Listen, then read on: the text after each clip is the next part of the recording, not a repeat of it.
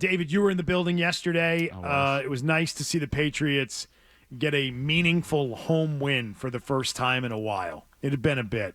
It's been a while. It had been a while. The Jets 21 last blowout win maybe. Dominant.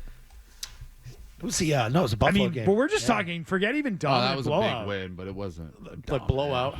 Yeah, we're just talking a meaningful regular season win. Last year, the Buffalo win at the end that didn't carry any meaning. No, this was a gorgeous early fall afternoon. A little hot. Oh, it was hot, and it was by 80 degrees yesterday, mid 80s, and the team showed up, and the Panthers are a bad team.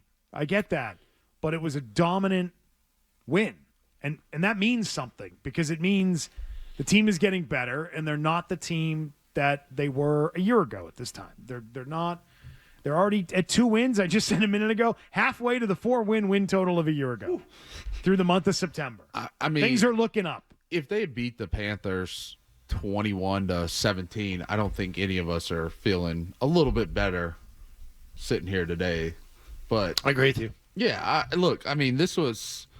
You can say what you want. The Panthers are not a good football team, and they're not a very talented football team, but they're still one of the 32 NFL teams. And to go out there and dominate the game like they did, to me, is just, especially with what's coming up next week, your quarterbacks look good for 3 weeks now.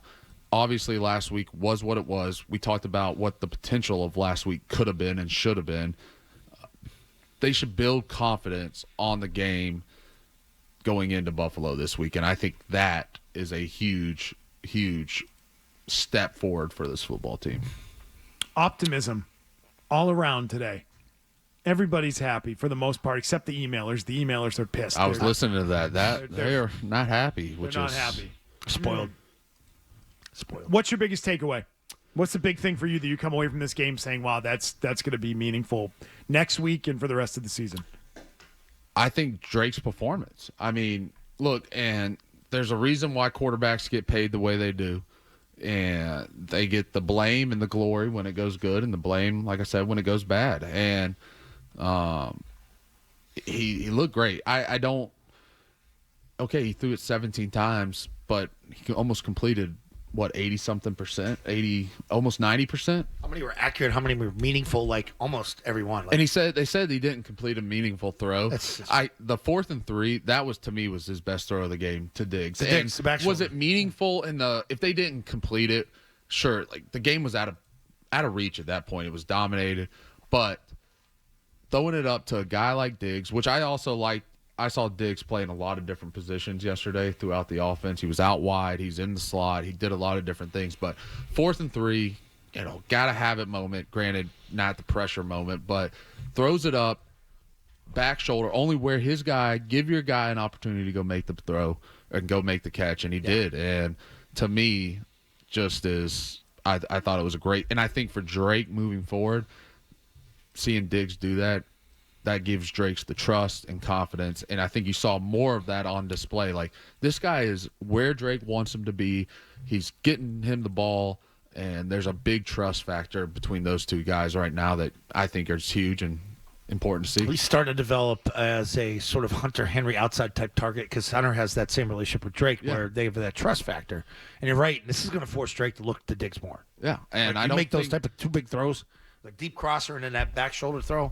Now I'm going to start going to him. And his worst throw of the game was Diggs was open again on another crosser. There was he was open and he threw it to freaking Booty on that one. Well, I was talking about a different one. The first one, yeah. But then there was another deep crosser late in the game. There was some pressure. Yeah. And he kind of threw it off balance. He's wide open. Yeah. Yeah, he was wide. It kind of was low. Threw it off the back foot. Drake would have stepped over. Yeah. He would have nailed him. And but 14 for 17. I mean, it just a rushing touchdown. 2 or 3 passing touchdowns? 3.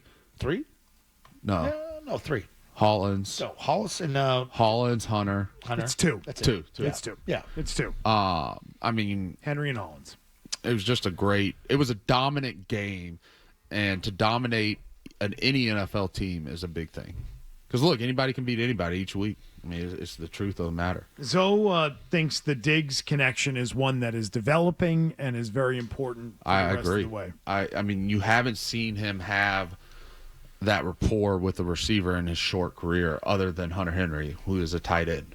But a receiver, you got a number one, you're paying this guy all this money, you want your quarterback to have a good rapport with him, and it seems like he did. He's not an explosive number one. Like, he's not a true number one. He's a number one here, but he is a veteran receiver that knows what the hell to do in the right situations. And Josh is going to put him in. Catches everything you freaking throw him to. Yeah, Josh knows that, and Josh is going to put him in positions. He's reliable is what he is. The timing, and I thought one of Drake's best throws, the almost touchdown to Hunter Henry, when I was watching it this morning, the anticipation. Oh, the dart. The dart right on the goal line. Yep, I thought that play, if he had thrown it 1 second later, that could have been a pick going the other way. Catch and win. It was just beautiful. Hit it right where he needed to be. That trust, the anticipation I see from Drake. Granted, I don't know much about quarterback play, but I saw a good one do it for a long time, and those are the kind of throws he made a living off of. So. Neil Collins and the research team says before the season started, one question being asked was whether Josh McDaniels was putting too much on Drake Maye's plate.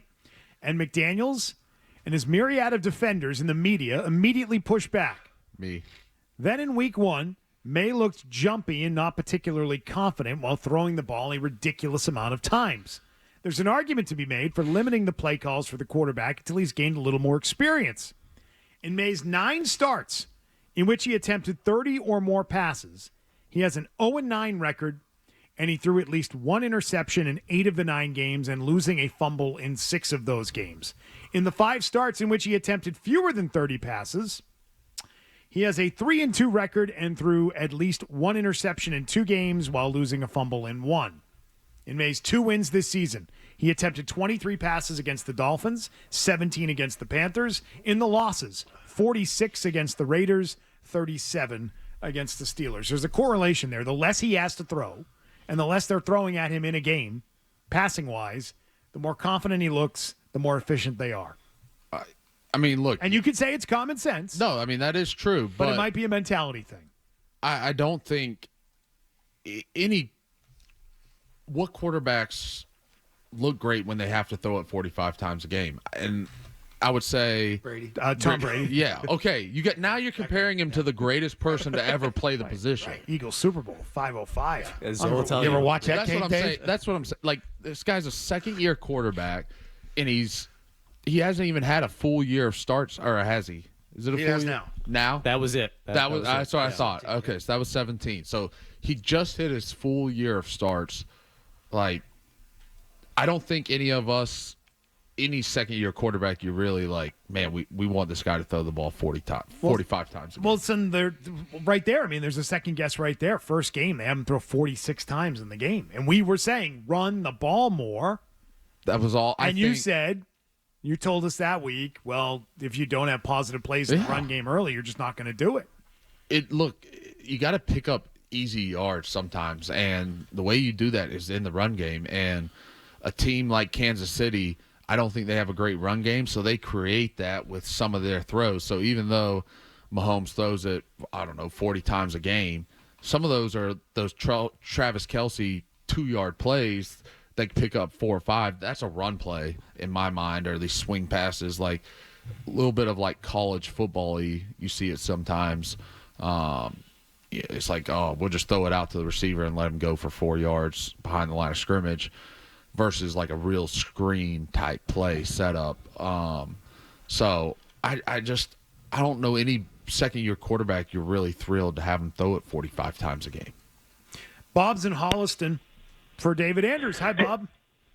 Hey, David Andrews, you've been awesome. Love hearing you every week. I've got a question I've always wondered about with offensive linemen. If you get cleanly beat on a pass rush and a guy is about to kill the quarterback, do you alert the quarterback in any way? Like, hey, look out! Or like, Drake. Are you talking about that clip? Was it last week? Yeah, the Myles Garrett one. Was it Myles Garrett last week or 2 weeks ago? Yeah, that was funny. I mean, I didn't see that. But you didn't? I thought that's what you were referring to. I mean, no. It's a terrible. There's nothing worse than getting terribly beat as an O lineman, and sometimes you try to say something, throw it, or even when they're like scrambling and there's someone coming from behind them, they can't see that it's behind. Like throw the ball, So hopefully it doesn't happen a lot, but I guess if you're in that position, you got to try to. You're hoping he saves the day. Did you see that clip of the Jordan Love one? That was gets funny. beat and just said, "Run, Jordan! Run!" Crazy. He's trying to be a good teammate. Trying. What are you doing? That guy's a problem, Myles Garrett. I can't stop him. You got to do something. I think Myles Garrett was mic'd up too. Yeah. And you see him on the sideline. He's like talking about it. That was funny. Poor tackle. I'm sorry. I poor can't guy. help. You got to do something. Final thoughts, David Andrews, before we say goodbye. Thought it was a great week, and if you're upset, I don't know why. They won the game in dominant form. Like I said, hopefully this is a good building block going into this week. And look, if they go out there and lay egg this week, you can be upset on Monday. We'll deal with that on Monday. But as the team right now, I just think their confidence should be getting better. You're having success. Last week, like I said, it was more about you than it was about them, and it's always going to be that way. It's more about you each week than the opponent you're playing, and this will hopefully be, like me and Zoe think, the fanboys, I guess you could say. We are. Yeah. This is a great measuring stick, and if you go up there and you compete and you look like a good football team, whatever the outcome is, you address that. But that's the way teams used to approach you. Like, we have to go play New England, and if we play you well, felt like you got everyone's best. Right. Yeah. You always we get played New that England close, so it should be a great week.